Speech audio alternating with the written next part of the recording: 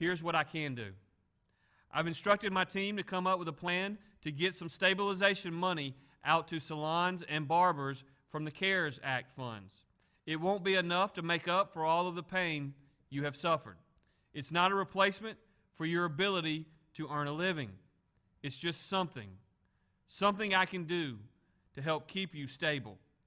I wish I could do more for everyone. I can do this. We're working on the details, and those will be coming very, very soon. I do want to say that plans such as that are threatened by the reckless action of the Mississippi Legislature in a hastily called meeting late on Friday afternoon. They voted to strip the governor's authority to spend emergency funds for the first time in our state's history.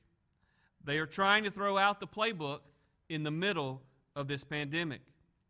This money is the first time they have raised a voice during this period of many disasters about limits on emergency powers.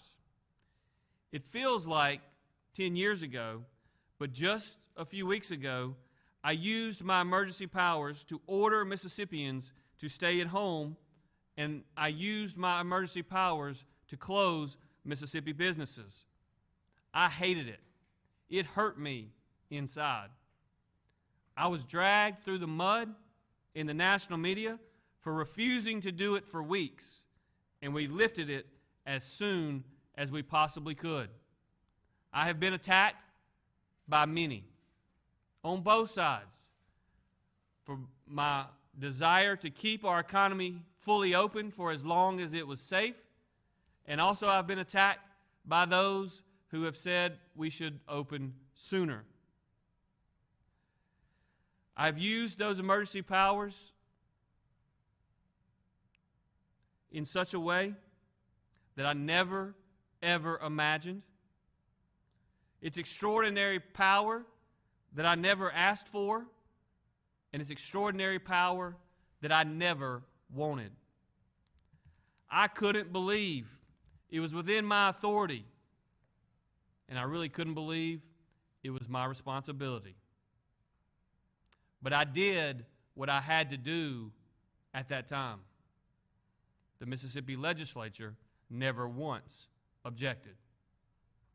Then the federal government sent money. They sent emergency funds to help us get supplies and aid to the very people we know who needs it.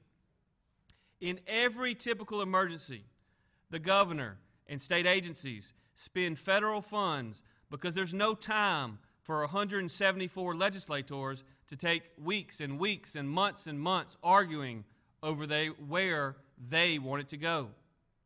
It's how Mississippi has always done it. It's how we pay for more unemployment staff. It's how we pay for relief for small businesses. It's how we will pay for aid to our cities. And it's how we have paid for supplies, PPE for our hospitals. The same emergency laws which tell me that I have to handle everything else give me that duty and that responsibility. Now, the legislature objects. They scrambled to come back and pass a rushed law to strip our authority to spend CARES Act relief funds. Now, not to end our ability to make rules that affect you, just to take control of the money. That's all they're concerned about. They're going to debate how each legislator wants to spend it. They're going to do what legislators do, and they're going to cut deals, and they're going to divvy it up. It may take weeks and weeks. It may take months and months. And they can do all of that because, as was said on Friday morning by the Lieutenant Governor, we don't need to act with, quote, immediacy because, quote, it's not like we have a Katrina event here. This is power politics at its worst. And while they may think they are attacking me, and they may think they are hurting me, I beg to differ. I believe it is you, the people of Mississippi, that are being attacked. It is you, the people of Mississippi, that are going to be harmed by this action. Now, I absolutely hate that we're talking about this again. I know that people at home, they don't care about the nuances. They don't care about the fights going on in Jackson. They don't care about the power play that is out there. All they want is for us to send them the money. But the fact is, when the legislature rushes back on less than 1 day's notice, don't read the bills, they make mistakes. In fact, I believe they made a real big mistake. At this point, they really haven't even sent us a bill. They've sent us a piece of paper. Now, I've heard repeatedly that they claim that all of this is about the Mississippi Constitution. Well, the Mississippi Constitution says a lot of things. One of the important rules it sets forward is the requirement of the legislature to spend 1 full day in session such that every legislator gets the right to reconsider their actions. They cannot send a bill to me unless they do so. Every single legislator has a constitutional right to hold a bill on a motion to reconsider the day after it passes. Just because they are in a hurry to steal the money does not mean that that constitutional right of every legislator is ignored. Not only does the Constitution require that, in Article 4, it reads, all votes on the final passage of any measure shall be subject to reconsideration for at least 1 full legislative day. That's the Constitution that should apply not only to all Mississippians, but to all of our legislators as well. But that's not the only place where one's ability to reconsider is considered. When a question has once carried in the affirmative or negative, it shall be in order for any senator to enter a motion for the reconsideration thereof. That's Rule 126 of the Mississippi Senate Rules.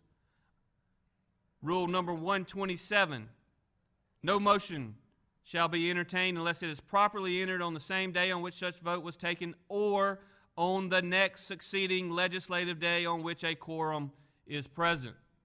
The Mississippi Senate must come back.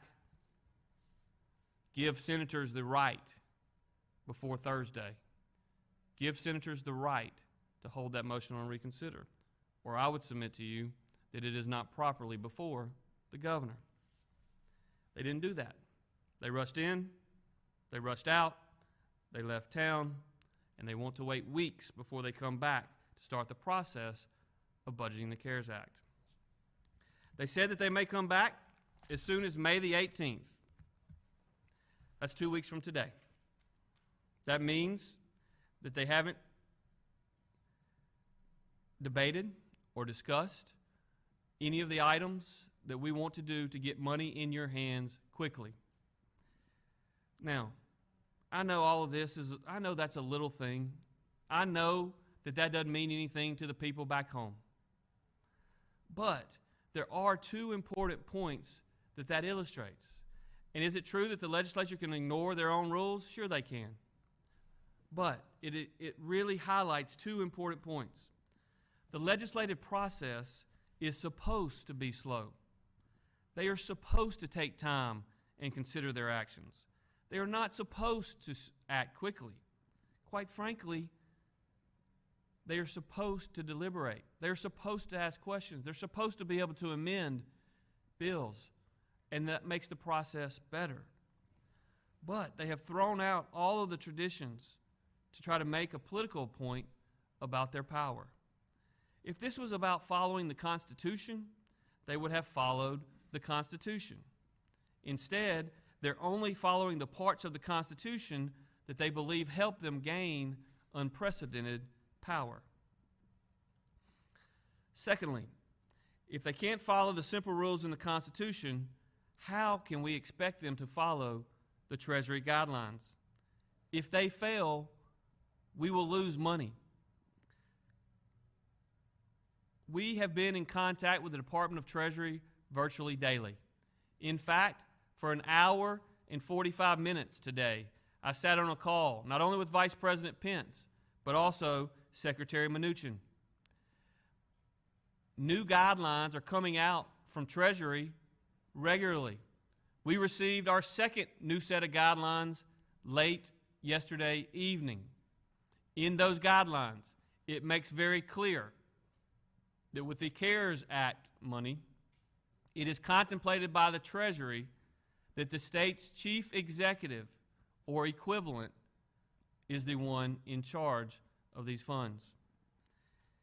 Now, those guidelines also make clear that any monies that are misspent or any monies that go unspent will be taken back by the Department of Treasury.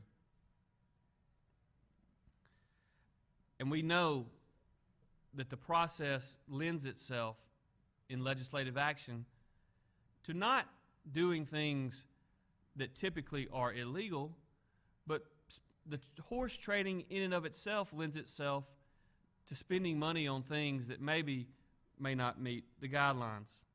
It puts our recovery at risk. It puts the entire $1.25 billion at risk. Now, we cannot wait for weeks and weeks and months. We're moving forward. We can't wait for them to correct all of their mistakes and reappropriate these dollars. I want to get the money out to the people that need it, and I want to do it soon. The fact is, these are dollars that have already been appropriated. They've been appropriated by the United States Congress, and they have been given to the chief executive to execute that appropriation within the guidance of the U.S. Department of Treasury. Now, let me be clear. I don't think anyone that has paid attention to this process over the last number of years has any doubt what this is about. Here's what I want to say.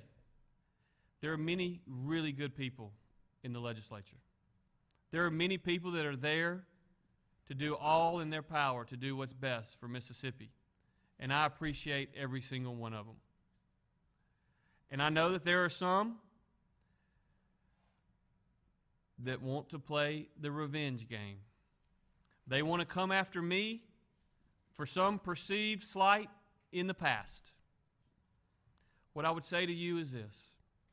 When this emergency is over, if you want to make a point or if you want to come after me personally, go for it.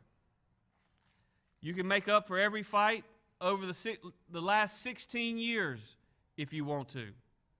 I understand that revenge is part of politics.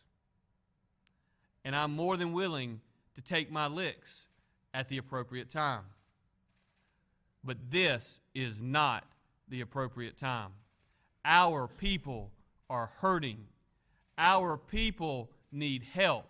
And they don't need it a month from now. They need it now.